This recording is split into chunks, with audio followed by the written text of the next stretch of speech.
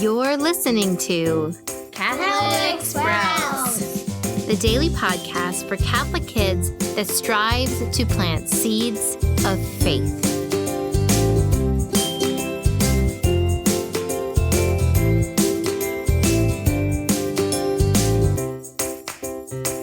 Hey there, Sprouts. Today is Christmas Eve. It is Tuesday, December 24th, 2019.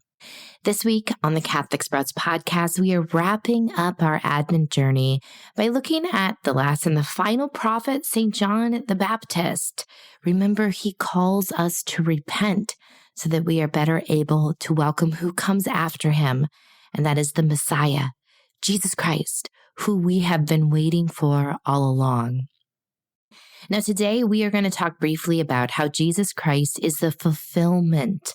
He is the answer. He is what God promised us all the way back in the Garden of Eden.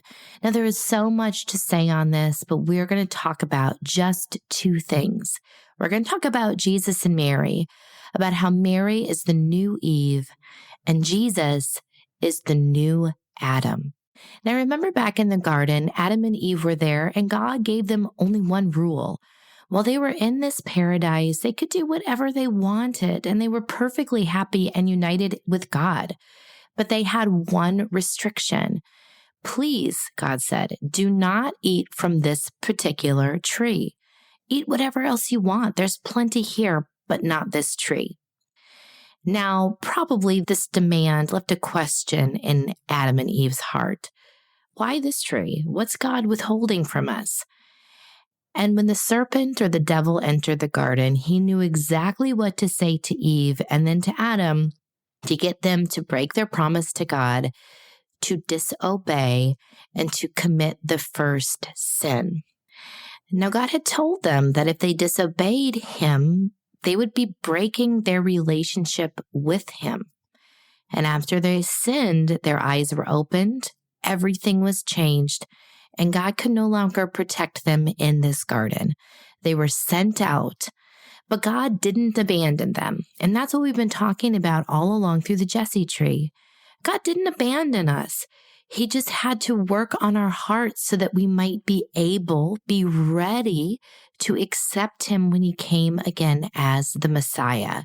So all the various people of the Jesse tree, they learned a part of the lesson. And we luckily get to sit here and look at the whole beautiful picture long after God painted it. But he had to send us two particular people to completely heal the wounds of what happened in the Garden of Eden. He had to send us a new mother, a new Eve, and then also a new Adam, a new firstborn in the great family of God. So first of all, Mary is the new Eve. There is so much that we could talk about here, but remember, Eve is the mother of all children, right? From her, from that first family, the whole world has been populated. Well, Mary started a new family that acted totally differently. Instead of disobeying God, God gave them the choice, gave her the choice, and she said, yes, yes, yes, yes. Even though I don't have all the details, even though I have no idea what this will look like, even though this is completely different than I had planned my life to be, yes. So Mary said yes, and therefore she acted radically different than Eve, and she becomes the mother of all Christians. And she continues to be that loving mother from heaven who regularly makes apparitions to her beloved children, as she did in Guadalupe and Lourdes and Knock and Fatima. Now, Jesus, he is the new Adam. He is the firstborn child in the great family of God. Of course, he is God himself.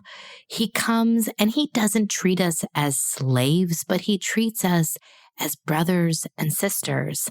He came to the world so that we might see how to live, how we are called to live in the image and likeness of God. So just as Adam and Eve made such a terrible mistake and sinned so badly and destroyed the perfect relationship between humanity and God, Mary and Jesus restore that relationship. And all we have to do is simply accept this, accept God's will like Mary, and do our very best to follow the example of our older brother, Jesus Christ. Now, before we sign off for the Christmas season, I have a challenge for you that I want you to carry in your heart all season long. Christmas is a great holiday, and we can often get carried away with gifts and material things and feasting and parties, and all those things are good. But I want you to remember the spirit of the very first Christmas. There was no indulging and pampering and comfort on that very first Christmas. Remember Mary and Joseph? They couldn't even find a house to stay in. All of the inns were filled, and no one would welcome them into their house, even though Mary was having a baby. They were forced to go to a barn. Now you can imagine what this barn was like. Probably cold, definitely dirty, but that's where they celebrated the first Christmas, the miracle when God entered the world. The first Christmas was very humble. It was filled with poverty, real poverty. Sure, the kings showed up eventually with some amazing gifts, but the real Christmas was humble and poor. So this Christmas season, please carry in your heart the remembrance that God entered the world without fabulous gifts and without a feast, and try to embrace that humility yourself. Also, work to remember those that don't have what you have, those that might be hungry or cold. Can you help them? Can you give them some money? Can you go to a soup kitchen and give what you have of your time to them? Can you simply pray for them? Because we know how powerful prayers can be.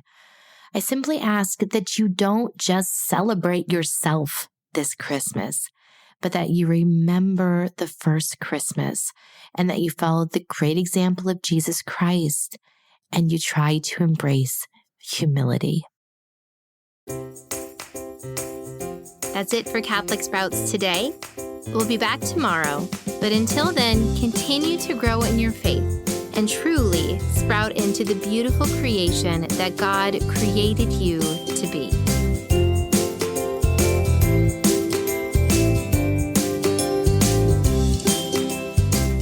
Hey friends, just a quick heads up that the Catholic Sprouts podcast will be off from December 25th all the way through January 6th. We'd like to wish you a very happy and holy holiday Christmas season.